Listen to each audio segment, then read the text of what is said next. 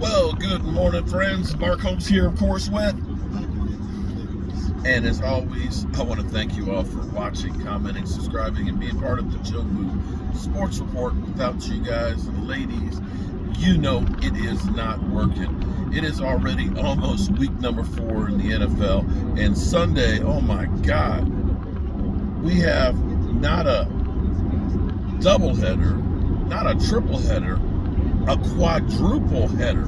We're going to try and do something that I don't know has been done on the YouTube. Do you think it's been done, Mike? We've got the Cowboys taking on the Carolina Panthers at 1 o'clock Eastern. We have the Washington football team taking on the Atlanta Falcons at 1 o'clock Eastern. We have the Philadelphia Eagles taking on the Kansas City Chiefs, right? It's Chiefs, right? At 1 o'clock. And we have the New York stinking Giants. Who are the Giants playing? I can't remember who the Giants are playing. But they're going to lose anyway. All the NFC East plays at 1 o'clock. So you know what we're going to do? We're going to be covering all 4 games at the same time. I got to get another TV. We're going to have 4 games going and commenting on them at the same time. My man Rio, Washington football YouTuber, he's supposed to be in the house. My brother Greg, who is a Washington football fan, and his sons and family might be coming. And this is definitely, maybe, just maybe, my parents may be coming as well, which means I gotta watch my mouth. I can't cuss in front of mom and dad. I can't do that. But so Cowboys, sticking. Oh yeah, he might melt down. So this is gonna be the big weekend game. This is gonna be huge. And if the Cowboys can find a way to get a win, that would be insane. So I'm hearing that the Tampa Bay Buccaneers, the NFL's retirement home. You know, that's where old players all seem to go and retire. That Richard Sherman is signing a 1-year deal with the Tampa Bay Buccaneers. You know, a guy that a lot of y'all says, oh, we need to go get Richard Sherman. But they're not winning this week. They're playing the Patriots, but that's going to be an interesting game. I can't wait to see that one. I think Tom Brady's going to beat the Patriots in Super Bowl to retire. Now, I don't know which year they're going to play, but... I was going to say, I don't think New England's going to Super Bowl this year. Yeah, but you think about it. The only team he has to beat to be 1-4, to beat all the teams is the Patriots. You will want to beat them in the Super Bowl and then retire off in the sunset. Well, yeah, but New England's a long way from the Super Bowl. But then again, Tom Brady, he might play forever. I'm just saying, though, they might go to Super Bowl next year. Who knows? With the well, here's an interesting take, because a lot of people said, you know, before the season started, we should go get Richard Sherman and stuff. And I always tell you that in our mind, we don't see the aging of a player and what they've become. What we remember is, we remember Richard Sherman that was talking like, you know, don't bring those garbage ass receivers, you know, in my area, and this is what you get.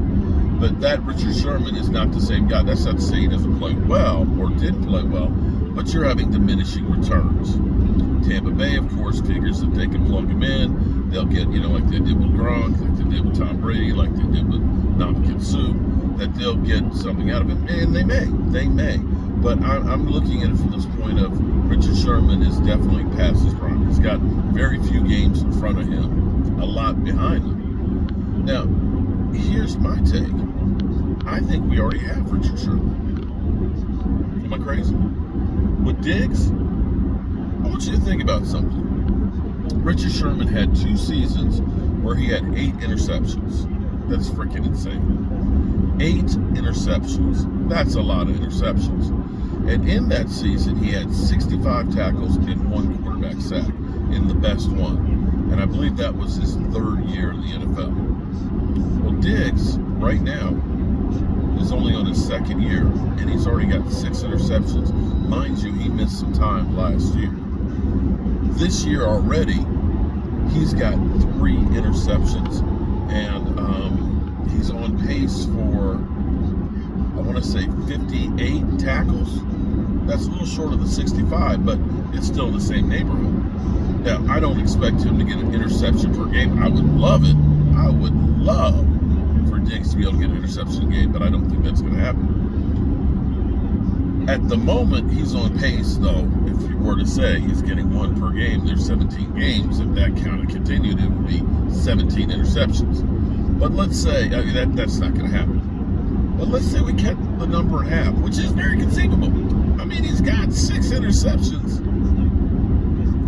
6 interceptions in his short career.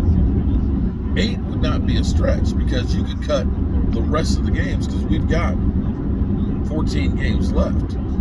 If he just gets half of his current rate, that's another 7, which would be 10 interceptions. So that gives you breathing room of 2 more. But I look at him right now, and his rating, I believe he's tied for the best cornerback in football. You can see him developing, where you see him actually, unlike Deion Sanders, prime time, they didn't throw it in. Prime time, interception machine. Prime time, taking it to the house. Prime time, didn't tackle. Prime time is, he'll let you know, man, I ain't putting my nose up in there. Oh, no.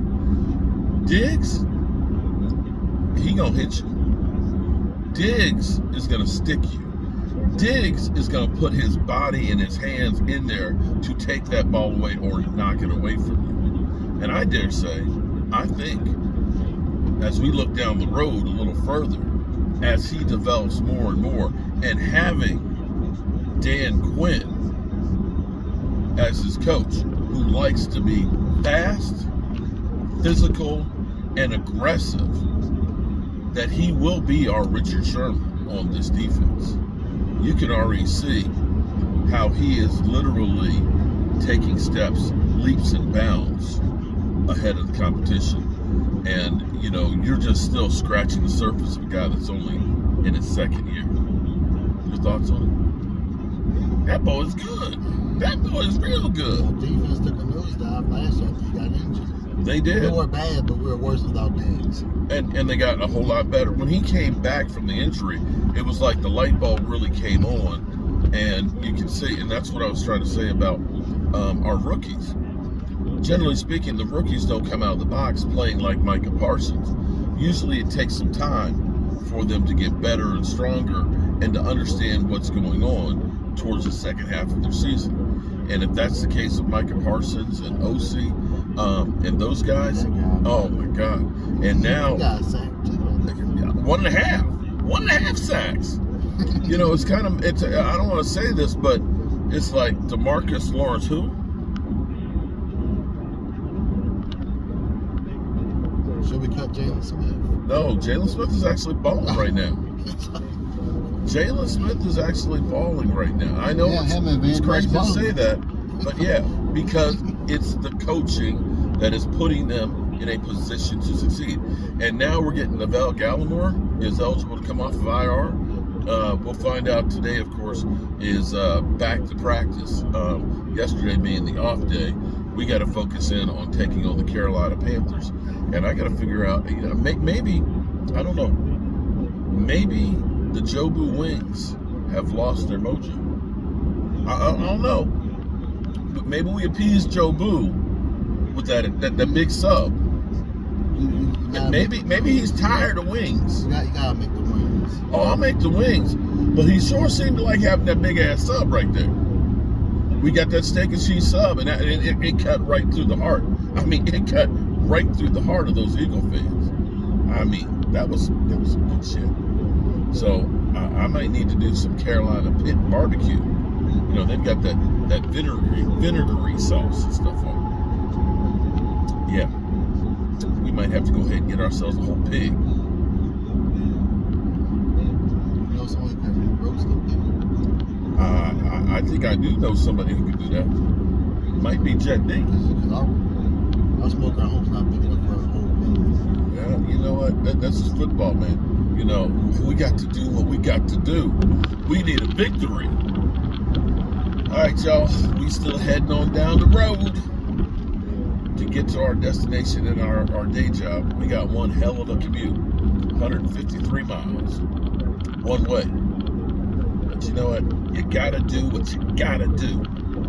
That's what we gonna do. Have a great one, and you know, God willing, if I'm still here, you know videos will be.